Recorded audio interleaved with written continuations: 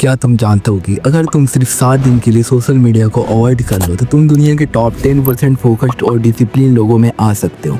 और ये सिर्फ एक शुरुआत है, ये एक चैलेंज जो तुम्हें सिर्फ एक हफ्ते में कम्प्लीटली ट्रांसफॉर्म करके रख सकता है। एक कंफ्यूज डिमोटिवेटेड पर्सन से लेकर एक डिसिप्लिन, पावरफुल और हाईली मोटिवेटेड पर्सन तक तुम्हारी डिसीजन मेकिंग स्किल इंप्रूव होगी, तुम्हारा विजन क्लियर होगा और सबसे इम्पोर्टेंट बात, तुम एक ऐसे वेपन को मास्टरी करोगे जिसे अक्सर लोग गलत तरीके से इस्तेमाल करके अपना ही नुकसान कर लेते हैं।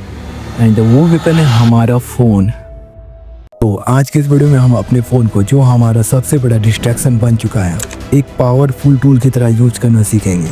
इसमें हमारी मदद करेगा 7 डेज ऑफलाइन मूड चैलेंज, जो स्पेशली डिजाइन किया गया है प्रोडक्टिविटी को बूस्ट करने और सोशल मीडिया के ट्रैप से बाहर निकलने के लिए। इस चैलेंज के कुछ स्पेसिफिक स्टेप्स और रूल्स हैं जिसे हमें सिर्फ 7 दिन तक फॉलो करना है। लेकिन उससे पहले, हाय, मैं हूँ A7 और मैं एक मिशन पर हूँ। इंडिया के मेरे हर भाई और बहन के अंदर छुपी कुछ कर दिखाने के आग को डायरेक्शन देना और उन्हें गाइड करना। अगर तुम भी मेरी जर्नी का पार्ट बनना चाहते हो और अपने लाइफ को लेवल अप करना चाहते हो तो डिस्क्रिप्शन में मैंने अपना डैशबोर्ड सर्वर का लिंक दिया है, उससे ज्वाइन करके तुम मेरी कम्युनिटी का हिस्सा बन सकते हो, जहां तुम मुझे और उन लोगों को पाओगे जो तुम्हारी तरह अपने गोल्स को अचीव करने के लिए फोकस्ड हैं। तो अब बढ़ते वीडियो को और मैं पहले इसके स्टेप्स क्लियर कर देता हूँ, फिर मैं आपको इसकी रूल्स बताऊंगा। तो इस चैलेंज का पहला स्टेप है अपने फ़ोन यूज को समझना और ये जानना कि क्या हम अपने फ़ोन को गलत तरीके से यूज कर रहे हैं। इसके लिए मैं तुमसे कुछ इंपॉर्टेंट क्वेश्चन पूछूंगा, तुम्हें बस यस या नो में जवाब देना है। रेडी हो?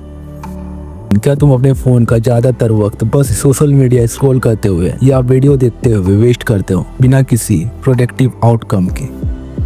सोचो, तुम एक असाइनमेंट या एग्जाम की तैयारी कर रहे हो, लेकिन तुमने सोचा बस 5 मिनट इंस्टाग्राम चेक कर लेता हूँ और वो 5 मिनट 1 घंटा बन जाता है। तुम्हारा पूरा शेड्यूल बिगड़ जाता है। क्या ऐसा तुम्हारे साथ हुआ है? क्या तुम्हारे फोन की एक्सटेंसिव यूज की वजह से तुम्हारा फोकस और कनेक्शन बार बार ब्रेक होता है? इमेजिन करो तुम किसी इंपॉर्टेंट काम में हो, लेकिन एक नोटिफिकेशन आता है और तुम उससे चेक करते हो। उसके बाद तुम और भी नोटिफिकेशन या मैसेज देखते हो। जब तुम काम पर वापस आते हो तो तुम्हारा पूरा फोकस चला जाता है। क्या तुमने कभी ऐसा फील किया है? और लास्ट क्वेश्चन, क्या तुम्हें कभी ऐसा लगा है कि तुम्हारा फोन तुम्हारे गोल्स अचीव करने के रास्ते में एक बड़ा डिस्ट्रैक्शन बन चुका है? सोचो, तुम्हारा ड्रीम है एक स्किल सीखना जैसे कोडिंग या पेंटिंग, लेकिन तुम्हारा टाइम ज्यादातर रील्स देखते हुए चला जाता है। तुम्हें दिन के एंड में रियलाइज होता है कि तुमने अपने गोल्स के लिए कुछ नहीं किया। क्या तुमने कभी ऐसा फील किया है? आई थिंक आप में से ज़्यादातर लोगों का जवाब यस ही होगा और मैंने इसलिए ये क्वेश्चन पूछा ताकि मुझे पता चले कि आपको इस वीडियो की ज़रूरत है या नहीं। अगर आपका जवाब नो है तो इसका मतलब है कि आपको इस वीडियो की नीड नहीं है और मैं प्रेफर नहीं करूँगा कि आप ये वीडियो देखें। आप ये टाइम कोई और प्रोडक्टिविटी में लगा सकते हैं। लेकिन अगर आपका जवाब यस है तो इसका मतलब है आपको अपनी फ़ोन यूज हैबिट में काम करने की ज़रूरत है और इसका सॉल्यूशन मैं आगे की कुछ स्टेप्स में देने वाला हूँ, इसीलिए वीडियो एंड तक देखना। अब तक तुमने देखा तुम्हारा फ़ोन तुम्हारे लिए बड़ी प्रॉब्लम बन गया, लेकिन सच ये है कि तुम्हारा फ़ोन खुद कोई प्रॉब्लम नहीं है।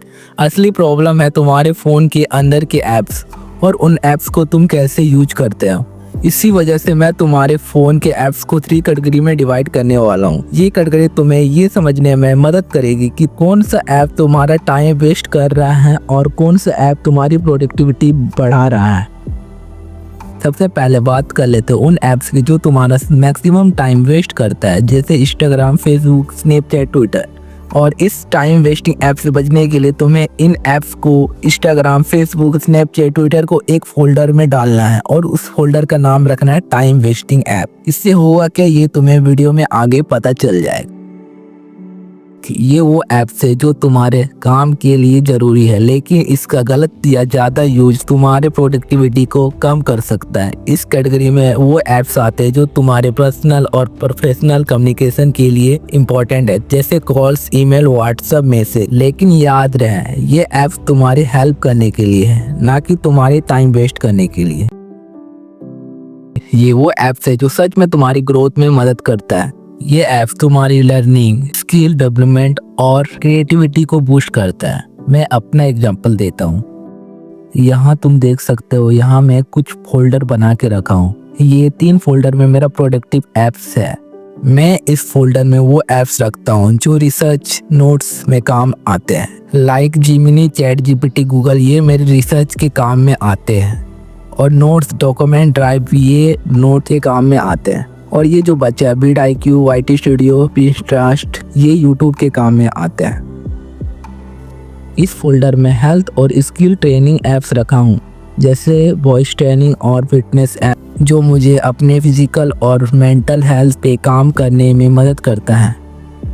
फोल्डर को स्पेशली डिजाइन किए क्रिएटिविटी को बढ़ाने के लिए, जिसमें पहला ये एडिटिंग ऐप्स और फिर ये thumbnail editing apps, voice recording और वॉइस एडिटर, और ये VPN कैपकट के लिए है। और अब तुम भी अपना फोल्डर अपने तरीके से क्रिएट कर सकते हो और अपने काम के ऐप्स को कैटेगराइज कर सकते हो।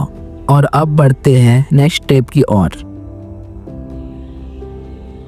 इस स्टेप में तुम्हें ये कुछ ऐप्स को छोड़कर बाकी सारे ऐप्स की नोटिफिकेशन ऑफ कर देनी है और तुम्हें एक स्क्रीन टाइमर लगाना है।